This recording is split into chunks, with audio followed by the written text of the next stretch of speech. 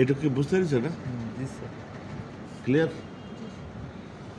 বলা হচ্ছে যে সাবজেক্ট এবং ফাইনাইট ভার্ব হচ্ছে একটা সেন্টেন্সের আবশ্যিক উপাদান।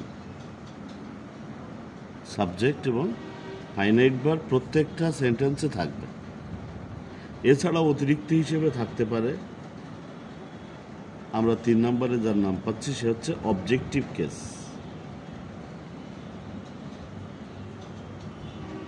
এই অবজেক্টিভ কেসকেও আমরা অবজেক্ট হিসেবে জানি এবং এটাকে আমরা হুম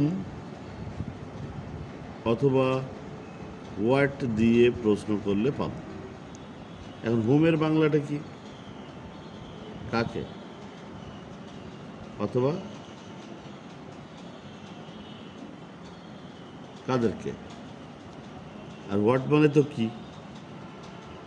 এখন তোমার কিন্তু প্রশ্ন আসতে পারে যে কি দিয়ে প্রশ্ন করলে স্যার সাবজেক্টে হচ্ছে, আবার কি দিয়ে প্রশ্ন করলে অবজেক্টে হচ্ছে। এটা আমরা বুঝবো কিভাবে?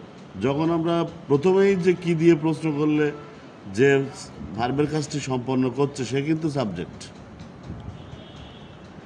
আর সাবজেক্ট পেয়ে গিয়েছি, ফাইনাইট ভার্বও পেয়ে গিয়েছি, এরপরে আবার কি দিয়ে যখন পাচ্ছি তখন সেটাকে আমরা অবজেক্ট বলবো। এই অবজেক্ট আবার তৈরি হয় একইভাবে নাউন অথবা প্রোনাউন অথবা নাউন ফ্রেজ অথবা নাউন ক্লজ দিয়ে। সাবজেক্ট যা যা দিয়ে তৈরি হয় অবজেক্টও কিন্তু তাই তাই দিয়ে তৈরি হচ্ছে। এবং এই অবজেক্ট প্রথমত দুই প্রকার, একটা হচ্ছে ডিরেক্ট অবজেক্ট আর একটা ইনডিরেক্ট অবজেক্ট। এবং এছাড়া আমরা আরেকটা অবজেক্ট পাবো, সেটাকে বলছি আমরা রিটেইনড অবজেক্ট। প্রথমে আসি ডিরেক্ট এবং ইনডিরেক্টের ভিতরে।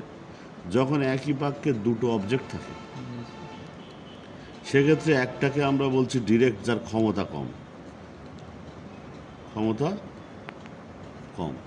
আর যার ক্ষমতা বেশি সে হচ্ছে ইনডিরেক্ট অবজেক্ট। যেমন আই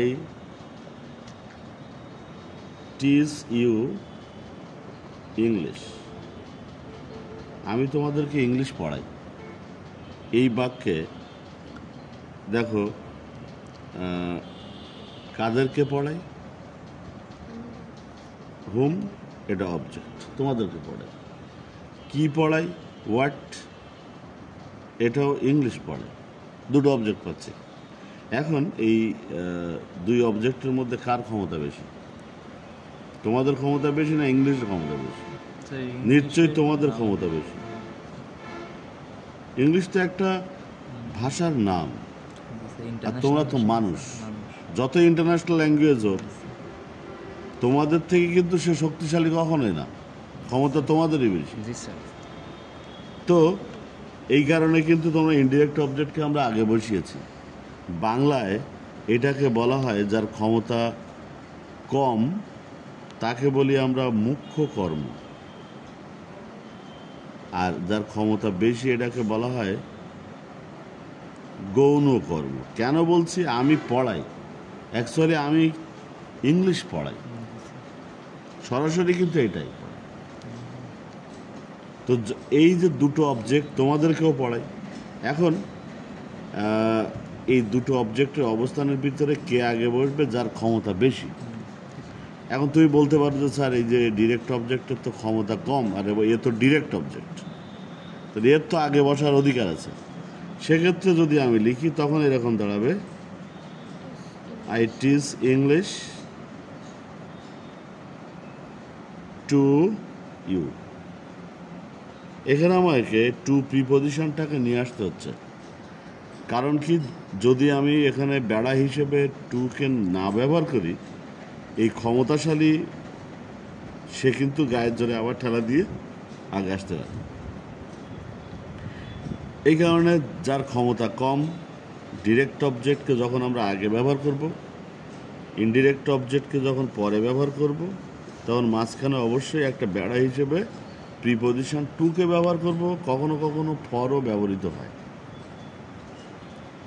তো ডিরেক্ট এবং ইনডিরেক্ট অবজেক্ট মনে হয় তোমরা বুঝতে পেরেছ। এবার বলছিলাম যে রিটেইনড অবজেক্ট। আমরা ভয়েস চেঞ্জ করি না? ভয়েস চেঞ্জ করার সময় কি হয়? অবজেক্টকে সাবজেক্ট বানাই, সাবজেক্টকে অবজেক্ট বানাই, এরকমই তো করি। দেখো, আই টিচ ইউ ইংলিশ, এটাকে যদি আমরা ভয়েস চেঞ্জ করি, অবজেক্টকে সাবজেক্ট বানাবো, কোনটাকে সাবজেক্ট বানাবো? ধরো ইউকে, এবার কিন্তু you subject, you are taught English by me. খেয়াল করো, এই বাক্যে কিন্তু অ্যাক্টিভ ভয়েসে যে ইংলিশ অবজেক্ট ছিল, প্যাসিভ ভয়েসে সেই ইংলিশ কিন্তু আবারও অবজেক্ট আছে। এইটাকে আমরা বলছি রিটেইনড অবজেক্ট। যে অবজেক্ট অ্যাক্টিভ ভয়েসে অবজেক্ট ছিল, প্যাসিভ ভয়েস করার সময় সেই অবজেক্ট হিসেবেই বসে আছে, এই ধরনের অবজেক্টকে আমরা বলছি রিটেইনড অবজেক্ট। তাই অবজেক্ট তিন প্রকার। প্রথমত ডিরেক্ট এবং ইনডিরেক্ট। দুটোকে চিনব কীভাবে? যার ক্ষমতা বেশি সে ইনডিরেক্ট, যার ক্ষমতা কম ডিরেক্ট। যে কেউ আগে বসতে পারে, যার ক্ষমতা বেশি তাকে যখন আগে বসাবো তখন আমার কোনো প্রিপজিশনের ঝামেলা নেই। কিন্তু যখনই আমি ক্ষমতা কমকে আগে বসাবো তখন কিন্তু মাঝখানে আমার প্রিপজিশন টু আসবে। বেশিরভাগ ক্ষেত্রে কখনো কখনো ফরও বসে।